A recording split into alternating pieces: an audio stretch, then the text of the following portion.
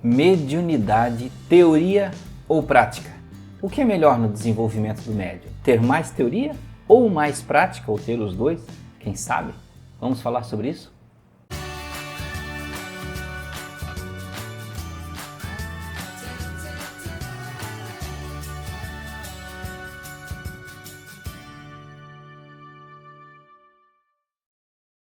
Olá amigos do canal Aprendendo sobre Mediunidade, sejam bem-vindos.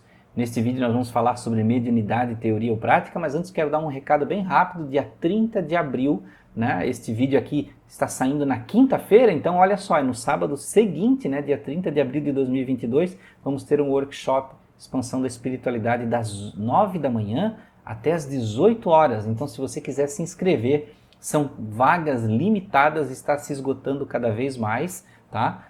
Garanta a sua vaga aqui no site que está embaixo, também está na descrição.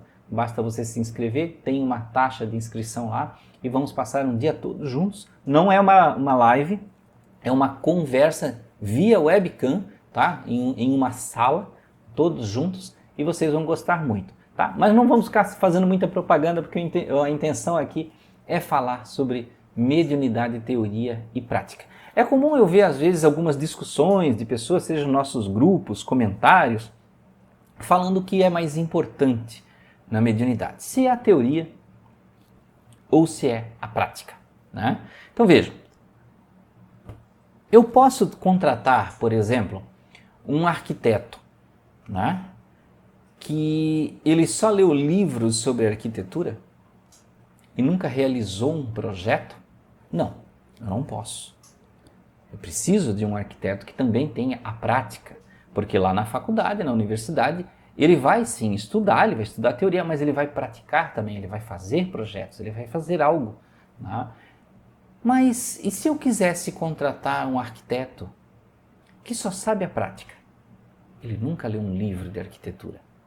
Ele vai lá, senta os tijolos e as coisas saem. Não poderia também, porque existem coisas muito específicas da arquitetura ou da engenharia, pode ser qualquer exemplo, gente, pode ser na odontologia, né?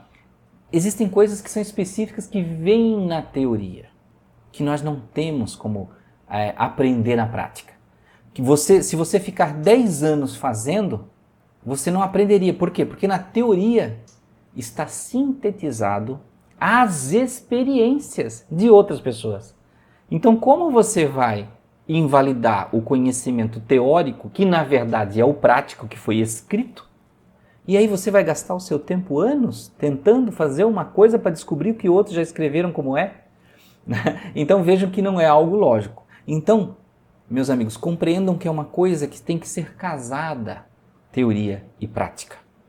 Existem pessoas que têm grandes conhecimentos, por exemplo, da doutrina espírita, da mediunidade, só que elas não têm viagens astrais, elas não são médiums, elas não têm nenhum tipo de percepção, ou quando têm, são muito fracas. Porém, elas têm um grande conhecimento teórico de como as coisas acontecem. E esse conhecimento teórico veio de pessoas que tiveram os conhecimentos práticos, que estudaram, que pesquisaram. Vejam Kardec, por exemplo. Kardec escreveu o livro dos médiuns, mas Kardec não era médium. Mas Kardec foi o pesquisador, ele foi aquele que correu atrás do fenômeno, dos efeitos, de decodificar cada coisa como é. Quando um remédio é desenvolvido, tudo é pego do teórico, de como se chega a cada situação para poder desenvolver algo novo. Ninguém chega lá num laboratório e começa a jogar pós e líquidos aleatoriamente porque na prática é mais importante. Não, assim você vai explodir, né, o seu laboratório, né? Então vejam que Kardec tinha um grande conhecimento e era um teórico. E ele estudava as coisas observando a prática e codificava para que agora nós possamos pegar um livro e entender coisas que se levaria anos para compreender na prática, lendo um livro. Então olha que maravilha que é isso. E é claro, existem aquelas pessoas que às vezes querem impregnar a teoria com conhecimentos pessoais que não têm embasamento. Aí onde acontece o desvio, né? O desvio da teoria. A pessoa tenta criar argumentos novos sem base. Aí a teoria acaba se desviando, né? Mas veja, aí tem um outro ponto. E a pessoa que quer só praticar? E a pessoa que está, por exemplo, como eu já vi em muitos casos, a pessoa é médium há 30 anos no centro espírita. E nunca nem leu todos os livros de Kardec, se leu só alguns, ou leu um só pela metade. E aí, geralmente, essas pessoas que estão muito tempo, não são todas as pessoas, tá? Alerto, não são todas as pessoas.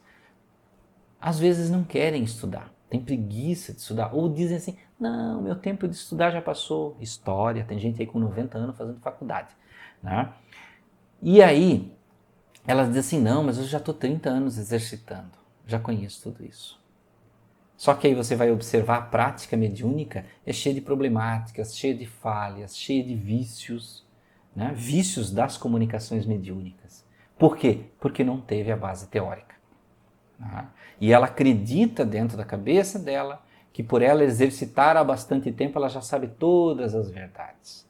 É claro, não podemos desperdiçar que existe o conhecimento prático ali importante que pode ser passado para outras pessoas, que pode auxiliar. E por que não uma pessoa dessas escrever sobre as suas práticas, sobre as suas experiências? Por que não? Né? Para auxiliar justamente aquele que tem a teoria e não tem a prática. Ou para que o conhecimento dela vire outra teoria. Né?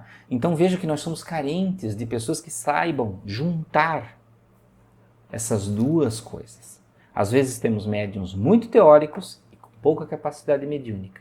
E às vezes médiuns muito práticos, mas com pouca capacidade teórica.